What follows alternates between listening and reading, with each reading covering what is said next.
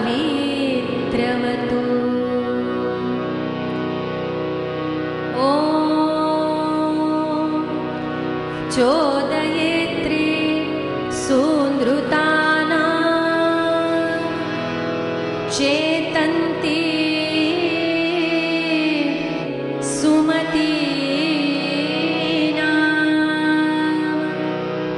यज्ञं दधे Saraswati.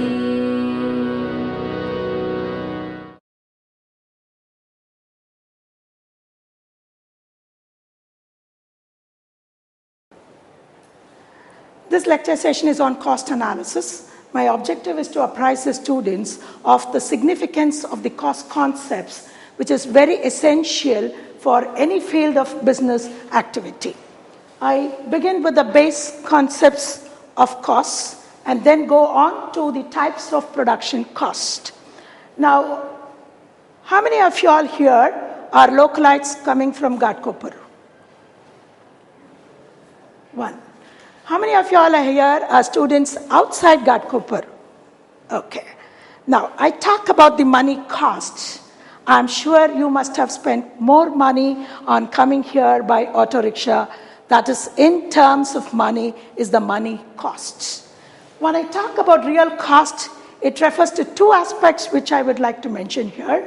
One is the physical quantities of various factors used in production, which means the raw materials, the number of laborers. We express it in physical quantities. But why I ask the outside students of Ghatkopar is that the Dombivliites, the travel time, the sacrifice involved in coming, this all is your part of your cost. And this is where the economist stands ahead of the accountants, because we calculate the real cost, the sacrifice undergone, the welfare we forwent for undertaking this production.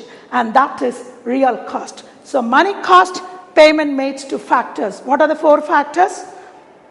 Land, labor, capital, organization. Land gets rent, labor gets wages, capital gets interest, entrepreneur gets profits. So we organize these things into production, and the cost of these factors is the money cost paid in terms of money, and then comes the fiscal factors, and that includes even the real cost. The next one would be about explicit and implicit cost. When I talk about explicit cost, refers to the contractual payments made to factors. So whenever you organize production, you already told me that you will hire land, labor, and capital and organize production. So you have to pay them rent, wages, interest, and profit by hiring them or purchasing them. That is the contractual payments. The second aspect is more important to an economist, because the accountants will calculate only the explicit cost, whereas the economists will also calculate the implicit cost. That is the cost which will arise because of you are owning the factor and not paying it to anybody else. Suppose the land is owned by you, or the building is owned by you. The labor service is given by you. Had you not owned that building, you would have rented it out to somebody.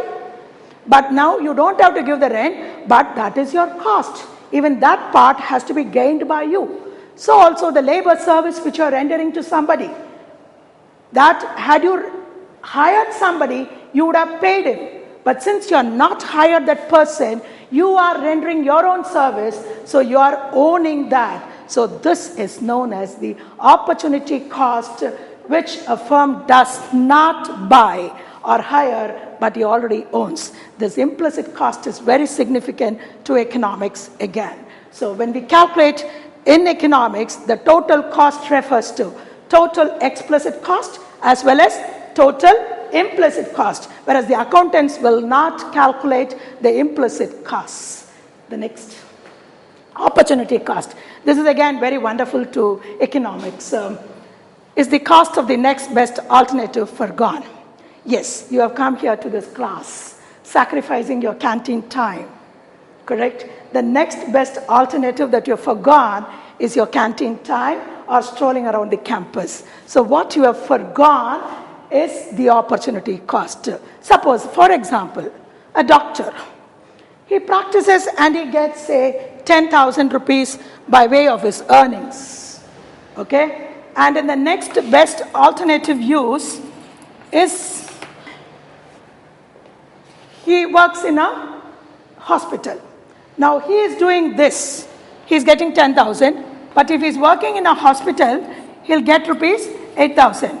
Now he is foregoing this for this. So the alternative cost, the opportunity cost is 8,000, not 2,000. Okay? He is foregoing this for this. So this is again very special to the economist. The opportunity cost is what he has foregone, and this indicates the price for the factor. If I'm not recruited by him, I will go to somebody else who's giving me the next best price. So he should know what is the next best price so that he doesn't miss me. Yes, that is the next best alternative foregone is the opportunity cost. We call it as transfer earnings in economics. Fixed cost, a Xerox machine.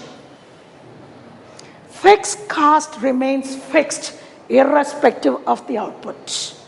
The Xerox machine, you install it with 1 lakh rupee. Okay? That's a fixed cost. The variable cost is the paper which you use, which varies. If you want 10 copies, you use 10 papers. If you want 10,000 copies, you use 10,000 papers. Okay? So the variable cost varies with the output. Fixed cost remains fixed irrespective of the output. Now the distinction between fixed cost and variable cost arises only in the short run, because in the long run all the costs are variable, because there is ample time to change even the fixed factors in the long run. Okay, so fixed costs are those factors, costs which are incurred on fixed factor inputs. They are known as indirect costs or supplementary costs. As a contradictory, the variable cost varies directly with the output, and they are the prime costs. Okay, hiring labor. Okay, and fixed costs are the building, the land, the machinery. They all come under fixed costs. The variable costs are the raw materials, labor, the price which you pay, and they directly contribute to the production. Historical cost, again, paid in the past. Originally, you pay a price to a product. The accountants will record on their balance sheet the historical cost, at what price they purchased, and they will do the depreciation and put their values. But the economists are different, because they will go for the replacement cost, that is the current market value of the product. There lies the wonder of the economist, because the current market value is important. I purchased the machine as 50,000 rupees. Today it is 2 lakhs rupees. So I'm worth the replacement cost. I won't go by the historical cost. But your balance sheet of the accountants will show only the historical cost. We have to take into consideration the current market value. Future cost, cost to be paid in the future. Okay, expected cost. You anticipate and calculate that. Private cost incurred by individuals or private firms in producing a particular product, in a business activity. These are internal costs to the firms. These are not external costs. The institution or the organization incurs certain cost in producing the commodity, which is exclusive only to the institution or the organization. They're known as private costs. The next. Social cost. This is something which is again highlighting about the economists. Social cost is one when you incur by way of a production activity, because a factory started near your house, you incur the pollution. You are facing the congestion of travel in that area, and that is incurred by the society as a whole. This is again the consideration of economists, that is social cost considered by the economists while incurring a productive activity. And these are not exclusive to the firm. They are external to the firm. They are external costs. Yes, now this is exactly, that is the base of cost, and this is exactly the economic sense of the cost, that is the production cost. TC, total cost, refers to the total expenditure incurred by the firm in producing a given level of output. The total expenditure incurs everything: the rent on land, the wages to labor, the interest on capital, the entrepreneur's profit, all the costs included will be known as the total cost. So the TC is a function of Q. Q is the units of output and function of the output. As you increase the output, total cost will increase. I will further go to tell you, when I tell you about the average cost, how you can cut down and how you can manage this. So, TFC, incurred on fixed factors.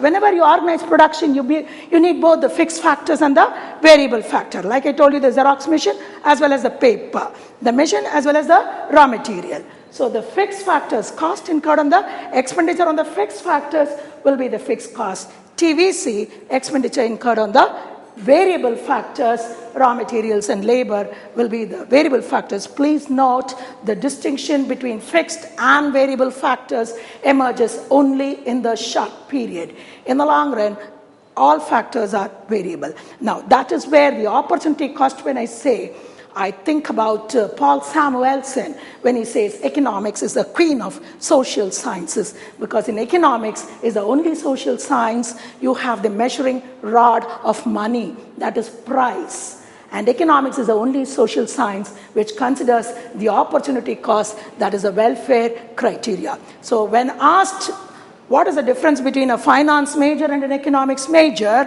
it is the opportunity cost. Okay, the next. TVC, function of Q. Again, it is the function of the output, which means total variable cost is an increasing function of output. As output increases, the total cost will increase. But I'll be coming to tell you what will happen to the average costs. Okay? So, you know the total cost is equal to the TFC plus TVC. TFC, total fixed cost. TVC, total variable cost. The total cost is the sum total of TFC and TVC. Now we come to an average. How do we calculate an average? In a class, there are 10 students scoring 100 marks. What's the average mark? 10. What did you do? Divided by the total, but divided by the number of units. Okay? The same will be the average cost. Before I go on to that, I will just like to show you a figure on total TFC, TVC, and TC. Fixed costs remain the same for all units of output. You will find cost on the y-axis, output on the x-axis. Fixed cost is a horizontal straight line. Whatever be the units of output, fixed cost will remain the same. The Xerox machine can take 10 copies or 10,000 copies. Cost remains the same. It's up to you to make potential use of the machine. The variable cost rises gradually and it becomes steeper after a particular point, because initially it rises more than proportionately and then it becomes steeper with further increase in the output. One thing you have to remember is the TC is influenced by the TFC and TVC. Please note when you're drawing the diagram, I am going to look as when I draw TVC and when I draw TC, I will just look at this. TC has to be closer to TVC because initially TFC is influenced by TFC initially, and later TC is influenced by TVC. If my students are going to draw a diagram like this, I'm not going to give a mark. The diagram will tell me whether you have understood the concept or not, because the TC will have to be closer to TVC because initially it is influenced by TFC and later it is influenced more by TVC. That is, it is pulled up, and that's the reason TC is closer to TVC. So I don't have to read the material down. The diagram represents it. Is that clear? The production costs, what are they? TC, total cost, TFC, TVC, come up to that. Can I proceed to the average cost? The next, I have explained all the three curves, which is what I explained in the diagram. Yes, now coming to AFC. As you already know, fixed cost is per unit of output. I want to highlight that. So AFC is TFC upon Q. Q stands for the number of units of output. AVC variable cost, TVC upon Q. That is the variable factors, the total variable cost divided by the units of output. The next, average total cost is AC is equal to TC upon Q. Now TFC plus TVC makes TC. So TFC plus TVC makes AC. So TFC upon Q is AFC. TVC upon Q is AVC. So AFC plus AVC will become AC. Okay. So that is the average cost. Now more important, when you talk about the behavior of the short run cost curves, you talk about the average costs. Okay. The next. Yes. This is again very significant to marginal cost. Marginal cost is the addition made to the total cost, the cost of the last unit produced. Now, will you employ a person who is costing you more than what he produces? You will not. And the marginal cost tells you that. If he is producing less and if you are paying him more, might as well not to keep him. Understand? So the marginal cost is TCN minus TCN minus 1. Suppose the number of units is 10 and n minus 1 is 9. The marginal cost is the cost of the 10th unit. I put it in more simpler terms, delta. Delta denotes a change. Delta denotes a change.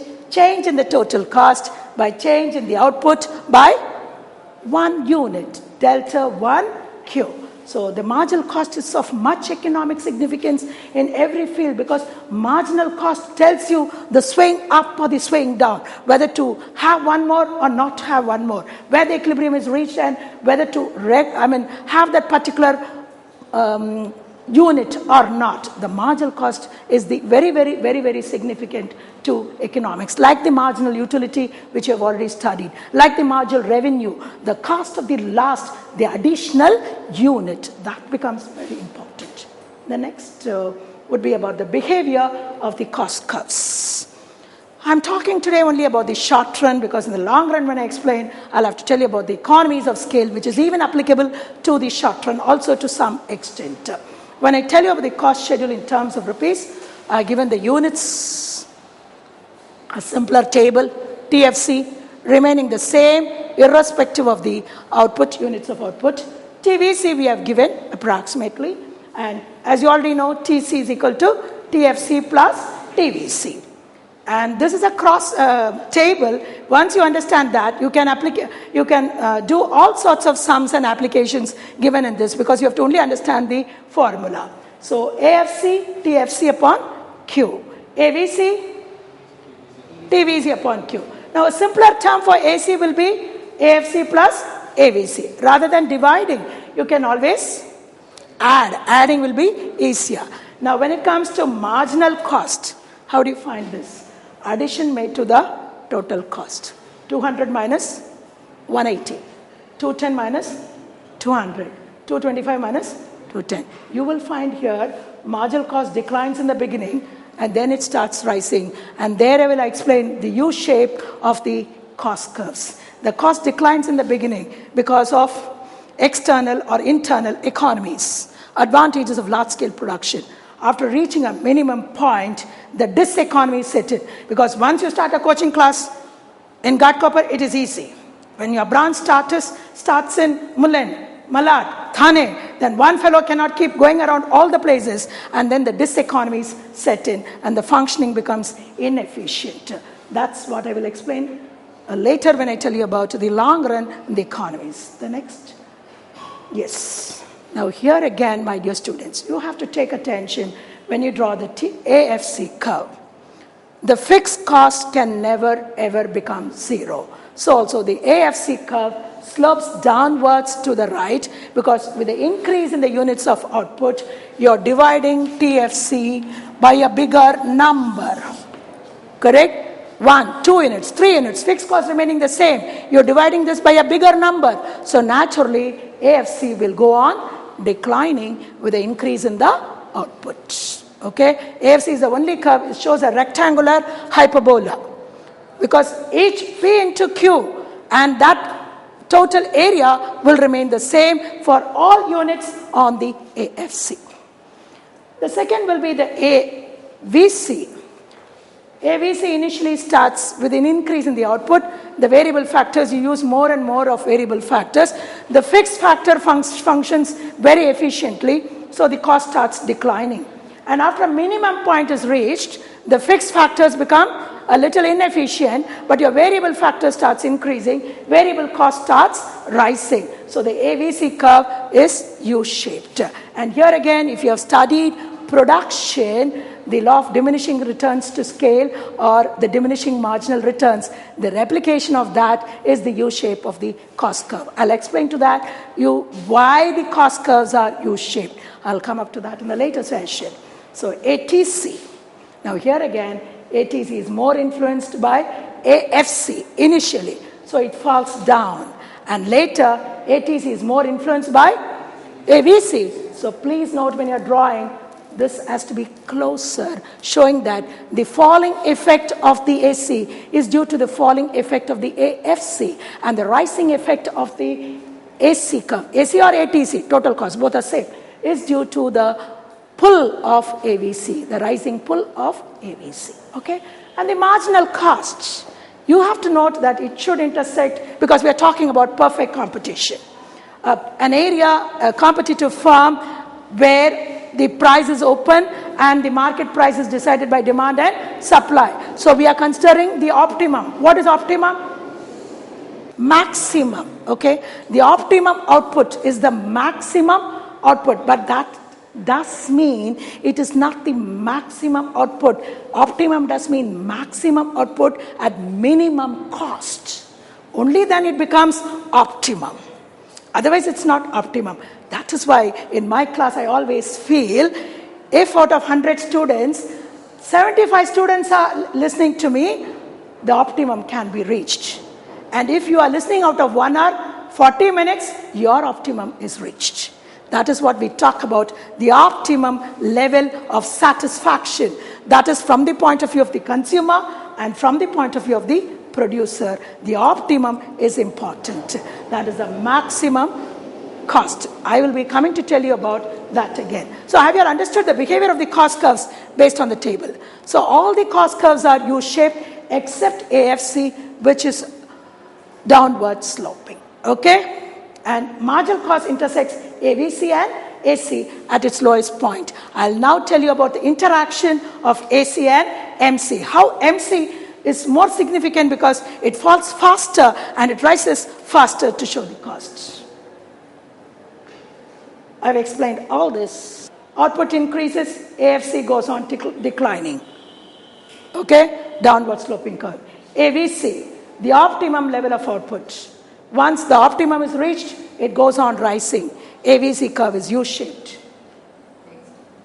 AC, the behavior of AC is influenced by both AFC and AVC. The falling path is influenced by the AFC curve and the rising path is influenced by the AVC curve, and that is why its pulling effect and AC curve is U-shaped. More important, you ought to study under production the diminishing returns, increasing returns and decreasing cost, constant returns and constant cost, Cobb-Douglas production function, and the decreasing returns and increasing cost. And that's the reason why the cost curve is more U-shaped. I'll explain about this.